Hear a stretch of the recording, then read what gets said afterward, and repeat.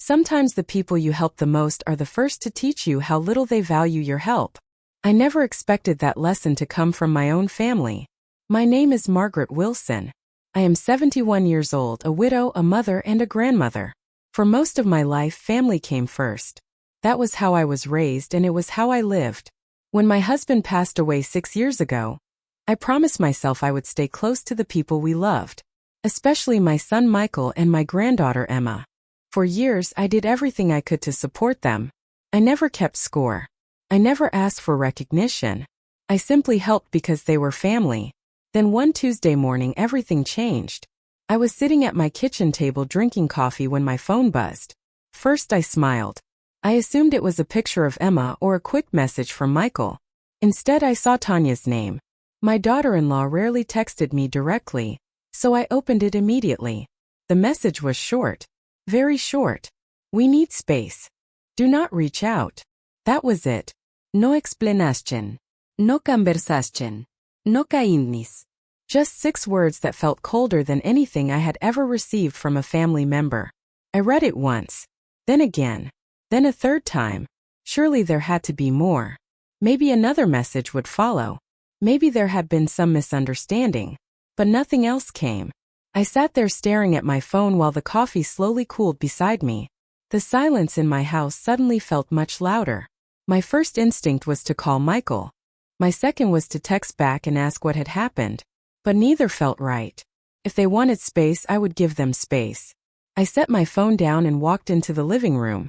Family photographs lined the shelves. There was Emma at age 5 holding a pumpkin I helped her carve. There was Michael graduating from college. There was a picture from a beach vacation I had partially paid for because money had been tight for them that year. Looking around the room, I realized how much of my life had been invested in theirs. Later that afternoon, I opened a drawer searching for an insurance document. Inside was a folder I had not reviewed in months. Out of curiosity, I opened it. The first page was a phone bill. Their phone bill. The second page was a car insurance statement. The third was an automatic payment confirmation for Emma's after-school activities. I frowned. Then I kept turning pages. Internet service. Streaming subscriptions. Soccer registration fees. A portion of their family health coverage. Item after item appeared before me. I was not wealthy, but after decades of careful saving, I had enough to help. Over time, those small acts of support became routine. So routine, in fact, that I had almost forgotten how many there were. As evening approached, I sat quietly at the table reviewing every payment. For the first time, I saw the full picture. Then I looked back at Tanya's message. We need space. Do not reach out. I nodded slowly to myself. If that was truly what they wanted, I intended to respect it completely. Every part of it. The next morning, I woke up feeling strangely calm. The hurt was still there, of course. 6 words do not stop hurting overnight. But after a lifetime of raising a son, supporting a family, and learning when to hold on and when to let go, I knew one thing. Chasing people who wanted distance would only create more pain. If Michael and Tanya truly wanted space, then I would give it to them without argument. After breakfast, I sat down with my folder and a yellow legal pad. For years, I had managed these payments almost automatically. Whenever a bill arrived, I paid it. Whenever an expense appeared, I helped. I never thought of it as a burden. It was simply what family did for one another. Yet as I wrote everything down, I realized how much responsibility I had quietly assumed. The monthly phone plan, the internet account, Emma's dance classes, a portion of their car insurance, several streaming subscriptions attached to my accounts, even a storage unit they had forgotten I was paying for. Looking at the list was eye-opening. Not because I regretted helping. I did not. Every dollar had been given with love. What surprised me was how invisible that help had become. Around noon, I called the phone company. The representative was polite and efficient. Within 10 minutes, I had removed their lines from my account.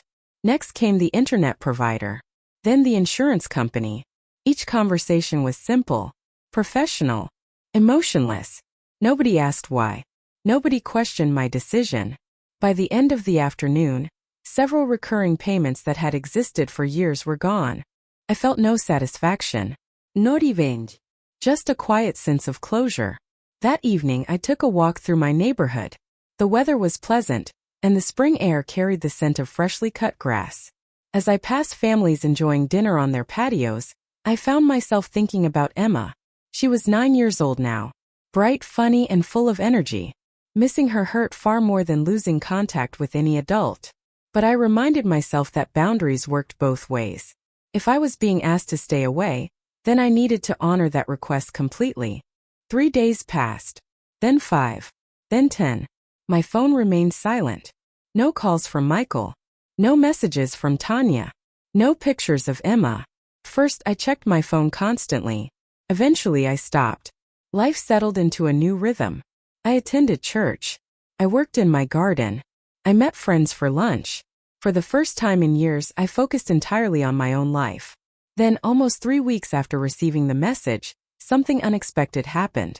My phone lit up with Michael's name. I stared at the screen for a moment before answering. His voice sounded confused. Not angry. Not upset. Confused. "Mom," he said slowly, "I have a question. Did something happen to the family phone plan?" I looked out the window toward the garden and took a slow breath. It seemed the first bill had finally arrived. "Mom, I have a question. Did something happen to the family phone plan?" Michael's voice sounded genuinely puzzled. Not accusing. Not angry. Just confused. I leaned back in my chair and looked through the kitchen window toward the flower beds I had planted years ago. For a moment I said nothing. Then I answered honestly. "No, Michael. Nothing happened to it. I simply removed your family's lines from my account." Silence followed. A long silence. Finally he spoke again. "You removed them?" "Yes." Another pause. "Why?" I almost laughed at the question, though there was nothing funny about the situation. "Because I thought your family wanted space." The silence that followed felt even longer. "Mom, what does that have to do with the phone plan?" I took a slow breath. The message I received asked me not to reach out. I respected that request. While reviewing my finances, I realized I was still paying for several things connected to your household. Since you wanted independence and distance, I assumed it was time for those responsibilities to return to you. Michael did not respond immediately. When he finally spoke, his voice had changed. "Mom, I did not know you were paying for the phone plan." That statement surprised me less than it should have. "You did not know?" "No."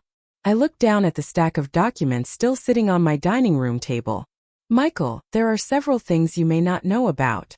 After we ended the call, I sat quietly for a while. Part of me felt sad. Another part felt strangely relieved. For years, support had become so routine that nobody talked about it anymore. It had simply blended into the background of their lives. 2 days later, another call came. This time it was about the internet account. Then came a question about the streaming services. A few days later, Michael called again regarding Emma's dance classes. Each conversation followed the same pattern. Confusion first. Surprise second. Silence third. With every discussion, one reality became clearer. My son genuinely had no idea how many expenses I had been covering. Apparently, Tanya handled most household bills and financial paperwork. Michael focused on work and trusted that everything was under control. The more questions he asked, the more pieces of the puzzle seemed to fall into place. One Saturday afternoon, I was watering flowers when my phone rang again. Michael sounded tired this time. "Mom, can I ask you something?" "Of course. How long have you been helping with all this?" I smiled sadly. "Which part?" He let out a breath. "Everything." I looked across the yard and thought back over the years. The first phone bill. The insurance payments. The activities for Emma. Holiday travel expenses. Emergency repairs. School supplies. Birthday parties. Little things at first. Then larger things later. "A long time," I answered softly. Michael remained quiet. Finally, he said something that broke my heart. "I honestly had no idea." That evening, after our conversation ended, I sat alone in my living room. The house was peaceful. The television was off. The only sound came from an old clock ticking near the fireplace. Then my phone buzzed with a new text message. It was not from Michael. It was from Tanya. And the first sentence immediately told me that the situation was about to change in a very unexpected way. The message from Tanya arrived just after 9 o'clock that evening. I expected an apology, perhaps an explanation, maybe even a simple acknowledgement that things had become more complicated than she anticipated. Instead, the first sentence made me stare at the screen in disbelief. "I think there has been a misunderstanding." I read the message twice before continuing. Tanya explained that the request for space was never meant to affect financial matters. According to her, they simply wanted time to focus on their own household without outside involvement. She went on to say that removing support without discussing it first felt unfair. Unfair. That word stayed with me. Not because it made me angry, but because it forced me to think carefully about the situation. For nearly a decade, I had helped their family whenever help was needed. I never required meetings. I never requested approval. I never created contracts. Yet somehow, the expectation now seemed to be that support should continue automatically, even after I had been specifically asked to step back from their lives. I decided not to answer immediately. Instead, I set the phone down and went to bed. The following morning, I woke up early and spent an hour sitting on my back porch with a cup of coffee. Birds moved through the trees. The neighborhood was quiet. For the first time in weeks, I felt completely certain of my decision. Around 10 o'clock, another message arrived. This time Tanya's tone was different. She listed several expenses that had suddenly become difficult to manage. The phone plan, Emma's dance program, increased insurance costs, internet service. Reading the message, I realized something important. This was the first time Tanya had ever directly discussed these expenses with me. For years I had simply paid them. No conversations were necessary because nobody ever questioned where the help came from. Later that afternoon, Michael called again. He sounded frustrated, but not with me. More with the situation itself. "Mom, I have been going through our finances all morning," he admitted. "I honestly do not understand how I missed all of this." I could hear papers moving in the background. There are more expenses than I realized. I listened quietly. Sometimes people need space to reach their own conclusions. "Why did nobody ever tell me how much you were covering?" he finally asked. The question was heartbreaking because I knew the answer. "Because I never wanted you to feel obligated," I said softly. "I helped because I loved you." Michael fell silent. Several seconds passed before he spoke again. "I wish I had known." That conversation stayed with me for the rest of the day. It was not the money that mattered. It was the realization. My son was finally seeing years of invisible support that had blended into the background of his life. 3 days later, another surprise arrived. Emma called. Her small voice instantly brightened my afternoon. She asked why she had not seen me recently. She wanted to know if I was coming to her next dance recital. The question hit me harder than any message ever could. I carefully chose my words. I told her I loved her very much, and that sometimes adults needed to work through complicated situations. She accepted the answer with the simple wisdom children often possess. Before hanging up, she said something that brought tears to my eyes. "I miss you, Grandma." After the call ended, I sat quietly for several minutes. Then my phone buzzed again. It was another message from Tanya. This one was much shorter than the others. There was no discussion of bills. No mention of misunderstandings. No complaints about finances. Just a single question. "Can we meet and talk?" For the first time since everything began, I sensed that the conversation was no longer about money. It was about something much deeper. I stared at Tanya's message for a long time before responding. "Can we meet and talk?" It was such a simple question, yet it carried far more weight than any of the messages that had come before it. 3 weeks earlier, I would have agreed immediately. Back then, I would have rushed to fix whatever problem existed. But something had changed. Not my love for my family. That had never changed. What changed was my understanding of healthy boundaries. After thinking about it overnight, I replied the next morning.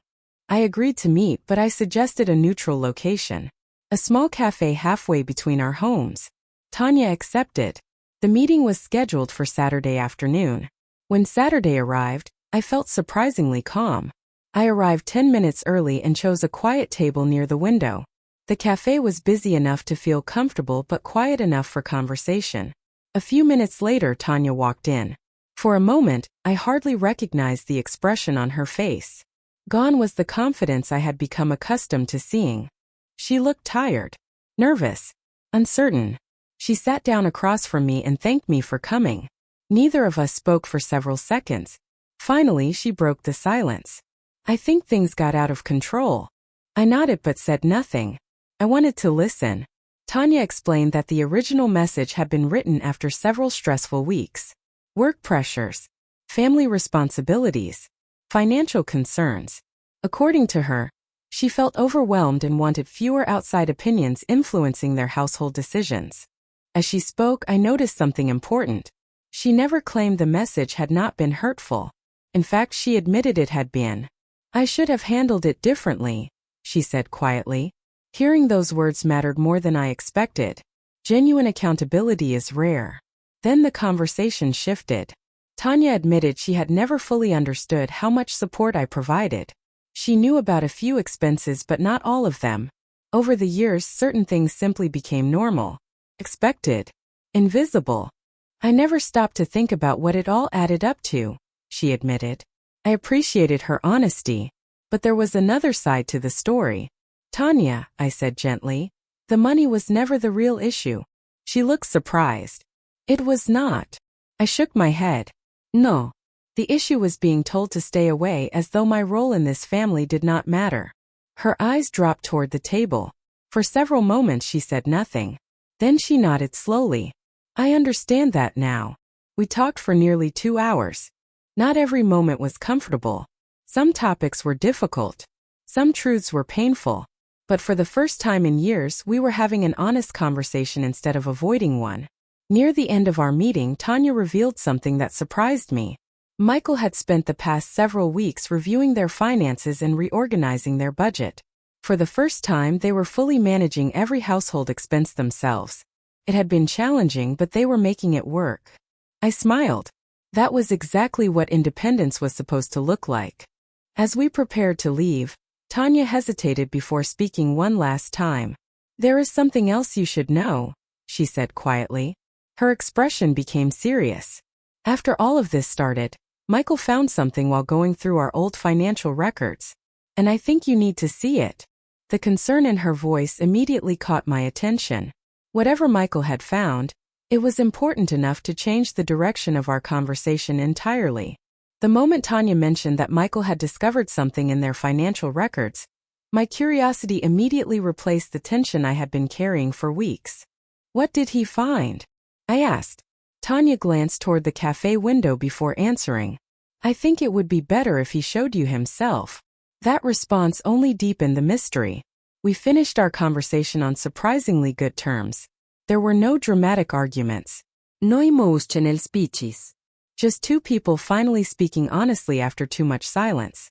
When I arrived home later that afternoon, I found myself thinking about how differently the day had unfolded from what I had expected. For weeks, I had assumed the situation was only about hurt feelings and family boundaries.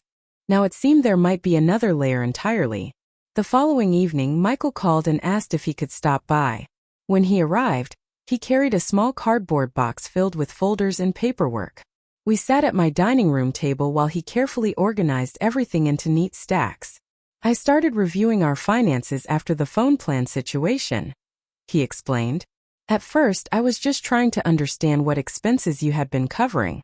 Then I noticed something strange. He handed me several bank statements. At first glance, nothing seemed unusual. Ordinary household expenses, utility payments, insurance premiums, mortgage payments. Then he pointed to a recurring charge that appeared every month for nearly 4 years. I frowned. What is this? Michael shook his head. That is exactly the problem. Neither Tanya nor I could figure it out. The charge was not enormous, but it was significant enough to attract attention. More importantly, neither of them recognized the company receiving the payments. As we continued reviewing records, we discovered additional transactions connected to the same account. Some went back several years. Others appeared surprisingly recent. Did you ever hear Tanya mention this? I asked. Never, Michael replied. And she says she does not recognize it either. For the next hour, we worked through documents together. Eventually, a pattern emerged. The payments began shortly after Michael and Tanya purchased their house. Somehow, the charges had blended into their monthly expenses without receiving much attention. Then Michael showed me something even more surprising. One of the account numbers connected to the transactions matched paperwork from a home improvement loan that had supposedly been paid off years ago. "That cannot be right," I said quietly. Michael nodded. "That is what I thought." The more we examined the records, the more confused we became. By the end of the evening, neither of us had clear answers. But one thing was obvious. Their financial situation was more complicated than either of them realized. Before leaving, Michael leaned back in his chair and looked around the room. Family photographs filled the shelves. Memories from decades of birthdays, graduations, holidays, and celebrations surrounded us. "Mom," he said softly, "I think this whole situation forced me to pay attention to things I should have noticed a long time ago." I smiled gently. Sometimes difficult situations teach valuable lessons. He nodded. Then just before walking out the door, he stopped. "There is one more thing." He reached into the box and removed a sealed envelope. My name was written across the front in handwriting I immediately recognized. The moment I saw it, my heart skipped a beat. The handwriting belonged to my late husband. And somehow, after all these years, a letter from him had just appeared when we needed answers the most. For several seconds, I simply stared at the envelope in my hands. The handwriting was unmistakable. It belonged to my husband, Robert. Even after 6 years, I would have recognized it anywhere. My heart felt heavy as I carefully traced my fingers across my name written on the front. Michael sat quietly across the table, giving me space. Neither of us spoke. Finally, I broke the seal. Inside was a handwritten letter folded neatly into thirds. The paper showed signs of age, but the ink remained clear. I took a deep breath and began reading. The first few lines immediately brought tears to my eyes. Robert wrote about family, about gratitude, about the importance of staying connected, even when disagreements occurred. Sounded exactly like him. He had always believed relationships mattered more than pride. As I continued reading, the letter shifted toward practical matters. Robert explained that he had written it during the final year of his life, after organizing several financial documents and family records. He wanted certain information preserved in case it was ever needed. That sentence immediately captured my attention. I read more carefully. According to the letter, Robert had maintained a separate file containing important financial information connected to family expenses and long-term planning. He explained where the file had originally been stored and who was supposed to know about it. I looked up at Michael. "Have you ever seen anything like that?" He shook his head. "Never." We continued reading together. The letter did not contain dramatic secrets or shocking revelations. Instead, it contained something far more valuable: clarity. Robert had documented several financial arrangements designed to help family members without creating dependence. He wanted assistance to be temporary whenever possible. His goal had always been to support people while encouraging them to build stability for themselves. The more I read, the more I realized how closely his philosophy matched the lesson our family was currently learning. Then I reached a paragraph that made me stop. Robert mentioned the existence of a secondary filing box stored separately from his primary records. He wrote that the box contained backup documents, payment histories, and notes regarding several long-term family expenses. My eyes widened. Michael immediately noticed my reaction. "What is it?" he asked. I handed him the letter and pointed to the paragraph. He read it twice before speaking. "Mom, I have never heard of this box." Neither had I. Robert had always been organized, but he also liked creating backup systems for important records. It was one of the reasons our finances remained stable through difficult years. If the box still existed, it might answer several questions that had recently emerged.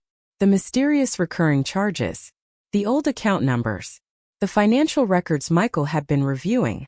Suddenly everything felt connected. The next morning, Michael and I began searching through storage areas in both our homes. Most boxes contained ordinary items: tax records, family photographs, holiday decorations, old receipts. Hours passed with little success. Then, shortly before sunset, Michael called. His voice sounded excited. "Mom, I think I found it." My pulse quickened immediately. He explained that a small locked filing box had been tucked behind several larger containers in a storage closet. The label on the side matched a description mentioned in Robert's letter. We agreed to open it together the following morning. That night I barely slept. After weeks of unanswered questions, it finally felt as though we were standing at the edge of something important. And deep down, I had a feeling that whatever waited inside that box would change the entire story. The next morning felt unusually important. Michael arrived at my house just after 9 o'clock carrying the locked filing box. We placed it carefully on the dining room table where sunlight streamed through the windows. For a moment, neither of us touched it. The box represented more than old paperwork. It represented answers. Questions that had been building for weeks. Questions about family, finances, responsibility, and how so many misunderstandings had managed to grow unnoticed. Eventually, Michael located a small key taped inside one of Robert's old record books. My late husband never threw anything away if he thought it might be useful someday. The key turned smoothly. The lock clicked open. Inside were dozens of neatly organized folders. That alone made me smile. Robert had always believed that good records could solve problems before they became disasters. We spent the next several hours reviewing every document. Most contained exactly what we expected. Tax records, insurance policies, investment summaries, home maintenance receipts. Then we found a section labeled Family Support. Michael and I exchanged a glance. The folder was thick. Much thicker than either of us anticipated. Inside were handwritten notes documenting various ways Robert and I had quietly helped family members over the years. Some entries were decades old. Emergency assistance for relatives, educational expenses, medical costs, temporary loans that were never repaid because repayment was never the goal. As we continued reading, a clear pattern emerged. Robert tracked support not because he wanted credit, but because he wanted accountability. He wanted to ensure generosity remained sustainable. Then we discovered something that immediately caught our attention. Several pages detailed financial planning discussions Robert had written shortly before his passing. In those notes, he expressed concern about one specific issue. He worried that long-term assistance could eventually become mistaken for entitlement if clear boundaries were never established. I sat quietly reading that sentence several times. It felt as though he had predicted exactly what our family would experience years later. Michael appeared equally affected. "Dad really thought about everything," he said softly. I nodded. Then we reached another folder. This one contained records connected to the mysterious charges Michael discovered weeks earlier. Finally, the confusion began to clear. The recurring payments were linked to a home improvement agreement created when Michael and Tanya first purchased their house. Years earlier, Robert and I had volunteered to cover certain costs during their transition into homeownership. The arrangement was supposed to be temporary. However, after Robert became ill, the payments simply continued. Nobody revisited the agreement. Nobody reviewed the records. Over time, everyone forgot, including me. The realization was both surprising and humbling. Some of the expenses causing confusion today existed because of promises made years earlier with good intentions. As the afternoon progressed, Michael became quieter. Finally, he closed one of the folders and leaned back in his chair. "Mom, I think I understand something now." I waited. For years, I assumed everything we had was entirely the result of our own efforts. His voice was calm but thoughtful. I never realized how many people helped us along the way. Hearing that meant more to me than any repayment ever could. Before leaving, Michael carefully packed the documents back into the filing box. Then he paused and removed one final envelope from the bottom compartment. Unlike the others, this one was marked with a handwritten note from Robert. The message was short. "Open only when the family needs perspective." Michael looked at me. I looked at him. Neither of us had seen it before. And suddenly, we knew our search for answers was not quite finished yet. Michael and I looked at the envelope for several moments before either of us moved. The words written across the front seemed almost unreal. "Open only when the family needs perspective." That sounded exactly like Robert. Even during difficult moments, he rarely focused on blame. He focused on understanding. Eventually, I slid my finger beneath the seal and carefully opened it. Inside was a letter several pages long. The date showed it had been written only months before his passing. I immediately recognized the calm, thoughtful tone that had guided our family for decades. Robert began by explaining why he wrote the letter. He knew that every family experiences seasons of closeness and seasons of distance. Misunderstandings happen. Expectations change. People become busy. Feelings get hurt. According to him, the true test of a family was not whether conflict appeared. The true test was how people responded when it did. As Michael and I continued reading, the room grew unusually quiet. Robert described how easily generosity can become invisible over time. He wrote that when people receive support consistently, they sometimes stop noticing it. Not because they are bad people. Not because they are selfish. Simply because human beings adapt quickly to stability. Those words struck me deeply. For weeks, I had been wrestling with feelings of disappointment. Yet reading Robert's perspective reminded me that the situation might be more complicated than simple ingratitude. Then we reached a section that seemed written specifically for the moment we were living through. Robert explained that healthy relationships require both generosity and boundaries. Too much generosity without communication creates confusion. Too many boundaries without compassion create distance. Balance was the goal. Michael slowly lowered the letter and rubbed his eyes. I think Dad understood us better than we understood ourselves. I smiled sadly. He usually did. We finished reading the final page together. Robert ended the letter with a simple request. Whenever conflict appeared, he hoped family members would choose honest conversations before making assumptions about one another. The timing of those words felt almost unbelievable. If Tanya and I had spoken openly from the beginning, weeks of hurt feelings might have been avoided. Later that evening, Michael asked if he could borrow the letter for a few days so he could share it with Tanya. I agreed immediately. 3 days passed. Then 4. On the 5th evening, my phone rang. It was Michael. His voice sounded lighter than it had in months. He told me that he and Tanya had spent several evenings reviewing the documents from the filing box and reading Robert's letter together. The experience had forced them to have conversations they should have had years earlier. About finances. About expectations. About independence. About gratitude. Then he shared something I never expected to hear. Tanya wanted to apologize in person. Not through text messages. Not through phone calls. Face to face. I sat quietly for a moment. What changed? I asked. Michael answered honestly. I think she finally saw the full picture. The following weekend, a family dinner was arranged at my house. Nothing formal. Just family. As the date approached, I felt a mixture of anticipation and uncertainty. Weeks earlier, I could not imagine everyone sitting at the same table again. Yet here we were. The evening before the dinner, Emma called. Her excitement was impossible to miss. She spent nearly 10 minutes telling me about school, friends, and dance practice.